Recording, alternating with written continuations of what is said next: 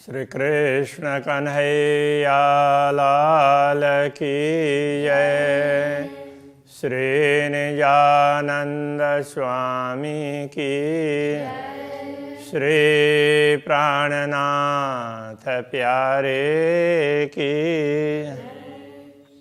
क्यों कहूँ खूबी चरण के और खूबी भूषण, अद्भुत शोभा की क्यों न होए अरसतन। क्यों ना होए अरसतन। श्री कृष्ण कन्हैया लाल की। अक्षरातीत धामधनी के चरण कमल का वर्णन चल रहा है।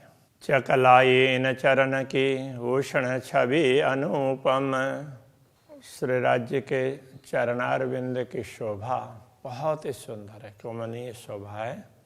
उसके आभूषण भी बड़े ही सुंदर है, जिसकी कोई उपमा नहीं दी जा सकती। दिल ताही के आवसी जाके मुतलक मेहर खशम।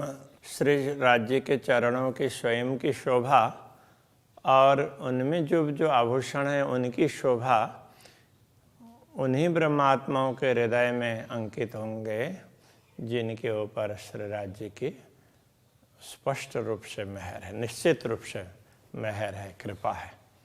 जो होवे अरवार शकी सो इन कदम तले वसत। जो परम धाम की आत्माएं होती है वो इन्हीं चरण कमलों में रहती हैं। शराब चढ़े दिल आवत सो रूह निश दिन रहे अलमस्त। यदि श्री राज्य के चरणों की मस्ती, तो ये शराब कहने से वो उसमें श्री राज्य के चरणों के प्रति प्रीति होने से एक प्रकार की मस्ती आती है, उसके लिए कहते हैं। तो जिनके दिल आवत, जिनके हृदय में ये चरण कमल अंकित होते हैं, तो उनकी तो मस्ती है वो बढ़ती रहती है। शराब चढ़े दिल आवत, तो जो दिल आवत ये पहले समझना।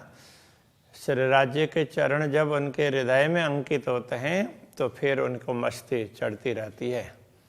सो रुआ निश दिन रहे आलमस्त। ऐसी आत्मा रात दिन मस्ती में रहती है।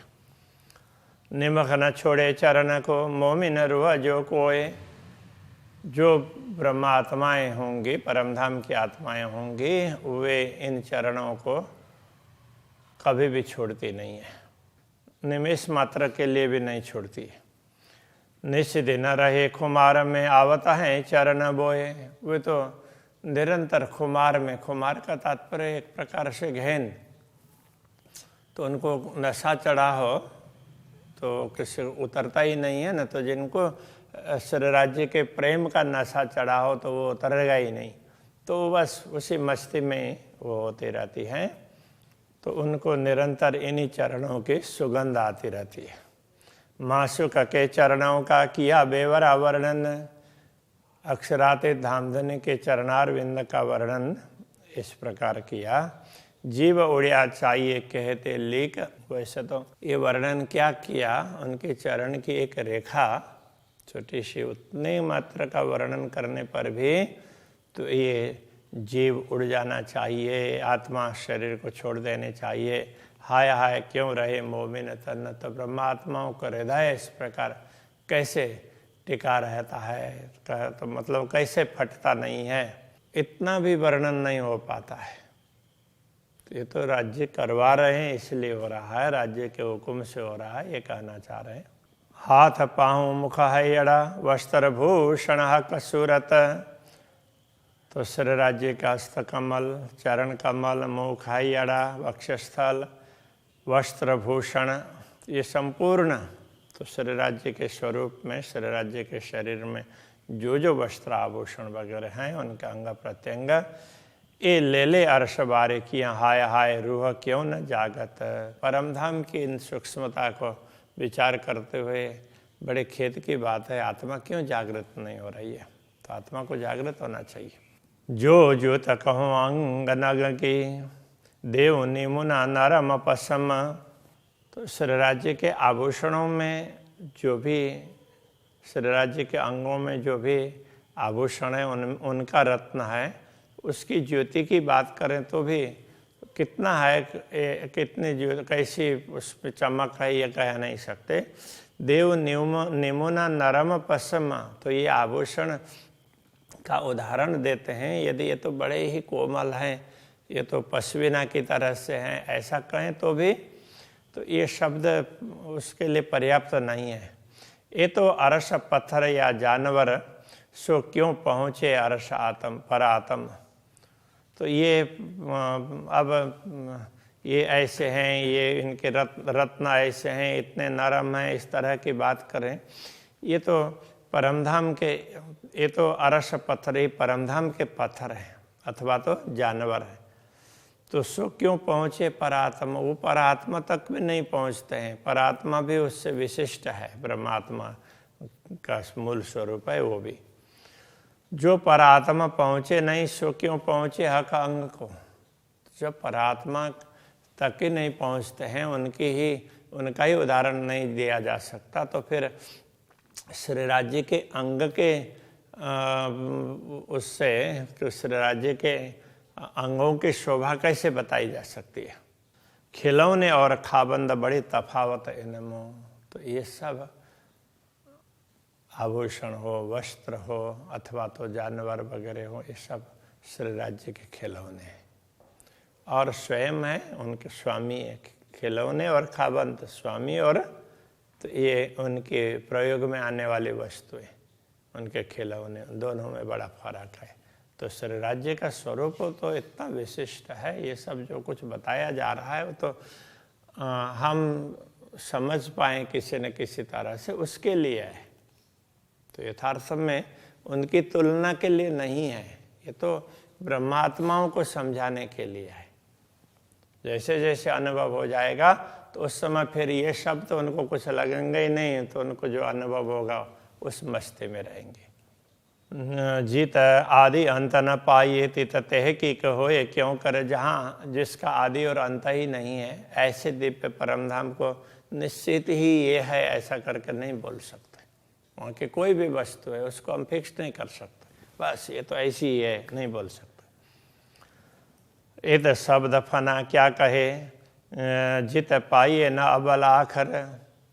तो जहाँ आदि अंत का ही कोई पता नहीं है, उसके वर्णन के लिए ये नश्वरता के शब्द, नश्वर जगत के शब्द है, वो क्या कह सकते हैं। ये निर्णय करना अर्श का, तीन में भी हक जात, परमधाम का निर्णय करना, और उसमें भी श्री राज्य के अंगों का हक जात कहने से श्यामा जी परमात्माएं भी तो उनके अंग ही हैं, उनसे अलग नहीं है। फिर भी ये तो श्री राज्य के स्वरूप में उनके अंगों का वर्णन करते हैं। तो इत नूर अकल भी क्या करे, अक्षर ब्रह्म के बुद्धि, इत नूर अकल मतलब ये दुनिया की जो अक्षर ब्रह्म की बुद्धि जो दुनिया में आई है स्वप्न की, ये क्या कर पाएगी। जित लुदन्नी गोते खाता, जिसके लिए लुदन्नी है तो जागृत बुद्धि है, वो भी गोता खाएगी, तो स्वप्न की बुद्धि क्या बता सकती है। जबेर पैदा जिमिए से शोभी नहीं कया अरस में।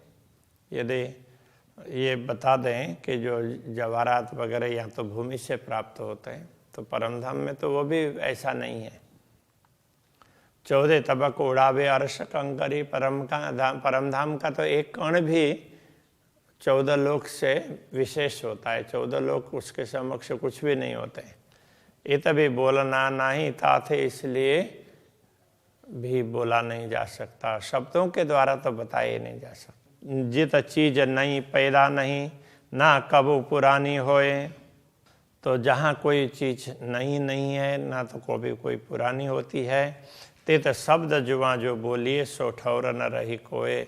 तो वहाँ उसके लिए इस जिह्वा से क्या शब्द बोलें, जिसका कोई इन शब्दों का तो ठिकाना ही नहीं है। इस जिह्वा से बताने वाले शब्द, जिह्वा से निकलने वाले शब्द परमधाम के किसी भी स्वरूप का वर्णन नहीं कर सकते। जो कहूँ हक दिल माफ का, तो ये तभी शब्द बंधा है। यदि ये कहें कि ये तो शरीराज्य जैसा चाहते हैं उसके अनुरूप ही बनते हैं, तो उसमें भी तो हम शब्दों से तो हम शब्दों की सीमा में लाने का प्रयत्न कर रहे हैं। ताथे अर्श बारीकियां सो किसी विधा कही न जाए। इसलिए परमधाम की जो सूक्ष्म बातें हैं किसी भी प्रकार से कही नहीं जाती है। चुप किए भी ना बने हुक्म इल्म आयात। तो यदि ना कहें, चुप कर बैठ जाएं, मौन रहें तो भी नहीं बनेगा, क्योंकि श्री राज्य का आदेश भी आया है और ज्ञान भी आया है। और काम इनको नहीं जो अर्श अरवाह लय हुज्जत।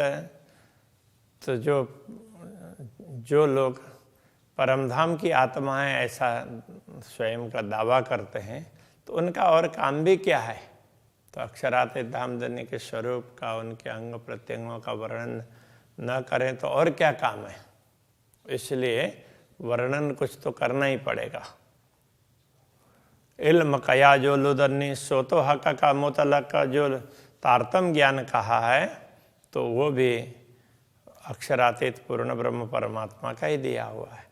इसलिए इत मोमिन मिल पूछसी क्यों रही रूहों को शक। तो जब ब्रह्मात्माएं जागृत होंगी तब वो पूछेंगे कि ब्रह्मात्मा को शंका क्यों हो रही है। तो उनको शंका कैसे हो गई? शंका तो ऐसे होनी नहीं चाहिए।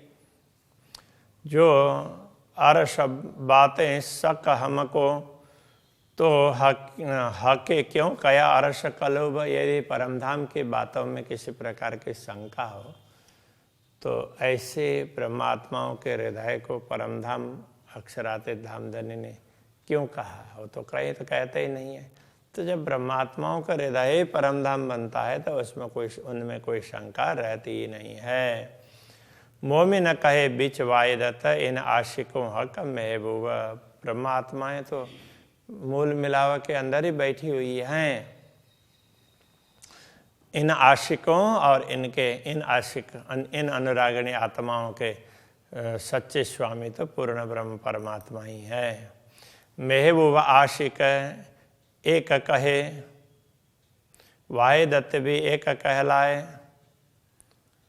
तो एक तरफ तो श्री राज्य और ब्रह्मात्माओं को एक ही अंग कहा है, और दूसरे तरफ ये अद्वैत स्वरूप है, तो उनके अंग का एक तरफ तो आशिक और मासूक की बात कही, दूसरे तरफ एक ही अंग है ऐसा कहा। अरश भी दिल मोमिन तो ये तो मिली तीनों विदा आए। तो परमधाम भी ब्रह्मात्माओं का ही हृदय है, इसलिए तीनों बातें हैं तो यहाँ पर आकर के मिल जाती है कि तो पूर्ण ब्रह्म परमात्मा और इधर श्यामा जी और ब्रह्मात्मा और परमधाम, तो ये सारे के सारे पूर्ण ब्रह्म परमात्मा के अंतर्गत ही हैं। तो इसलिए ये अलग अलग ऐसे नहीं हैं। तो अखंड में इस प्रकार से समझना चाहिए। तो ये कह रहे हैं और भी कहो सो सुनो मोमिन अरश से आए उतर। दूसरी बात भी कहते हैं यही ब्रह्मात्मा परमधाम से इस जगत में उतरी है। इल्म दिया है कि अपना उनके लिए पूर्ण ब्रह्म परमात्मा ने अपना ज्ञान दिया। अब इन्हों जुदे कहिए क्यों कर, तो उनको पूर्ण ब्रह्म से अलग कैसे कह सकते हैं। फुरमान आया इन्हों पर आमद इन्हों सिरदार। इन्हीं ब्रह्मात्माओं पर पूर्ण ब्रह्म परमात्मा का आदेश आया है। तो इनके लिए ही पूर्ण ब्रह्म परमात्मा का आदेश आया है। जितने भी शास्त्र हैं ये सारे इनके लिए है, और ब्रह्म ज्ञान तारतम ज्ञान इनके लिए है। इसलिए कहते हैं ना, जा कारण माया रचे शास्त्र भी तेन कारण। शास्त्रों की रचना भी उनके लिए ही हुई है। खेल भी सोई देखसी और अर्थ भी लेशी इन। तो उसका तात्पर्य भी यही समझेंगे। शास्त्रों का अर्थ भी और ये खेल भी क्यों दिखाया, ये सब ब्रह्मात्माएं समझ पाएंगी। तो इसलिए फुरमान भी इनके लिए आया है।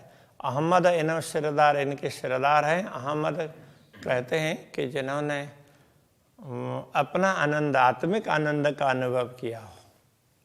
तो इसलिए तो इनको सतगुरु श्री देवचंद्र जी महाराज के लिए तो ये इस प्रकार के शब्द प्रयोग हुए हैं, ऐसा कहते हैं। तो ये निजानंद आत्मिक आनंद, तो आत्मिक आनंद लेने वाले निजानंद स्वामी, तो वो श्री श्यामा जी निजानंद स्वामी के रूप में प्रकट हुए हैं। तो ब्रह्मात्माओं की शिरोमणि यही है। हक बिना कछुए ना रखे, इन्हों दुनिया करी मुर्दार। तो इन्होंने तो दुनिया को तो ये नाशवान ऐसा मान लिया, तो उनके सामने सच्ची वस्तु है तो पूर्ण ब्रह्म परमात्मा है। तो उनके अतिरिक्त कोई किसी वस्तु को सत्य नहीं समझती। ए सब बुझ रखी इन्हों की, क्यों जुदे कहिए वायदत। तो ये सारी समझदारी, सारी महिमा इन लोगों की बताई गई है, इसलिए ये परमधाम की अद्वैत भूमिका से भिन्न कैसे कहलाएंगी। इन्हें कुन्न की दुनिया क्या जाना ही, जो स्वप्न की दुनिया है, कुन्न की दुनिया कहने से ऐसा, तो ऐसे ही कल्पना खाना पूर्ति के लिए बना दिया, तो इस प्रकार की दुनिया उनको कैसे समझ सकती है। रोए अर्श का निश्वत। तो ये ब्रह्मात्माएं तो परमधाम की है और पूर्ण ब्रह्म परमात्मा से संबंध रखने वाली है। तीन से अर्श मता क्यों छिपा रहा है। ऐसे ब्रह्मात्माओं से परमधाम की सामग्री कैसे छिपी रहेगी, वो तो समझेंगे ही। जो दिल अर्श कया मोमिन, जिनका हृदय परमधाम कहा है, उनसे परमधाम की कोई वस्तु छूटनी नहीं चाहिए।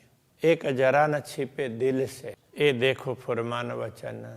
तो ऐसे परमात्मा के आदेश पूर्ण वचनों में ये कहा गया है कि इन ब्रह्मात्माओं से कोई भी बातें छिपी नहीं रहेगी, वो उनको स्पष्ट हो जाएगी। बक्का पट किने न खोलिया, अबल से आज दिन। तो परमधाम का पट किसी ने नहीं खोला, मतलब तो आवरण तो दुनिया का ही है, तो दुनिया के आवरण को हटाकर कोई परमधाम तक नहीं पहुंच पाया। हाय हाय तन न हुआ टुकड़े, करते जाहिर ए वतन। ऐसे दिव्य परमधाम को जाहिर करना, तो लोगों को समझाना, तो समझाते हुए तो ये बड़े खेद की बात है, ये शरीर टुकड़े टुकड़े होकर के नहीं गिरा। अर्श बक्का द्वार खोल के करी जाहिर हक सूरत। परमधाम के द्वार को खोल करके अक्षरातीत पूर्ण ब्रह्म परमात्मा के स्वरूप की बात कही है। अंग मेरा रहा अचरज में, द्वार खोलते बाहिरत। अद्वैत भूमिका के द्वार खोलते हुए तो ये मेरे अंग आश्चर्य में रहा, मतलब ये शरीर, मन, बुद्धि, तो ये सब ना, बुद्धि खास तो ये कहना पड़ेगा, तो मुझे भी बड़ा आश्चर्य हुआ कि ये कैसे हो रहा है। ये तो हमसे होने वाली बात ही नहीं है। तो लगा कि राज्य करवा रहे हैं, ये कहना चाह रहे हैं। मेरी रूहें कया आगे रूह न, मेरी रूह ने दूसरे, मेरी आत्मा ने दूसरों को कहा। सुनिया मैं हक के मुख इलम, मैंने श्री राज्य के मुखारबिंद से वचन सुने और फिर दूसरों को बताया। ये बात कहते तन ना फटा, ये बात कहते हुए तो ये शरीर छूटा नहीं। हाय हाय ये देखा बड़ा जुल्म। तो ये वास्तव में देखा जाए तो बहुत बड़ा अपराध है। जुल्म का तात्पर्य कि क्या अनर्थ हो गया। तो ऐसे अब ये शरीर अभी तक टिका रहा है, फटना चाहिए था। यूँ चाहिए मोमिन को रुआ उड़े, सुनते हक का नाम। पूर्ण ब्रह्म परमात्मा की बात सुनते, उनका नाम सुनते ही तो तुरंत शरीर छूट जाना चाहिए था। बेशक अरस के होए के, क्यों खाए पिए करे आराम। परमधाम के कहला करके फिर तो परमधाम में जागृत ना हो करके दुनिया में खा पी करके मस्ती कर रहे हैं, तो ऐसा कैसे संभव है। तो परमधाम में जागृत होना चाहिए। श्री कृष्ण कन्हैया लाल की।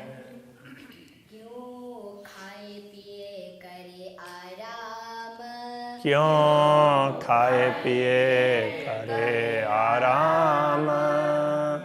यूं चाहिए मोमिन को, यूं चाहिए मोमिन को। रूह उड़े सुनते हक नाम, रूह उड़े सुनते हक नाम। बेशक अरस के होए के, बेशक अरस के होए के। क्यों खाए पिए करे आराम, क्यों खाए पिए करे आराम। क्यों खाए पिए करे आराम। खाए पे श्री कृष्ण कन्हैया लाल की जय। श्री निजानंद स्वामी की जय। श्री प्राणनाथ प्यारे की जय। श्री पांच नौतनपुरी धाम की जय। जगत गुरु आचार्य श्री 108 कृष्णमणि जी महाराज की जय।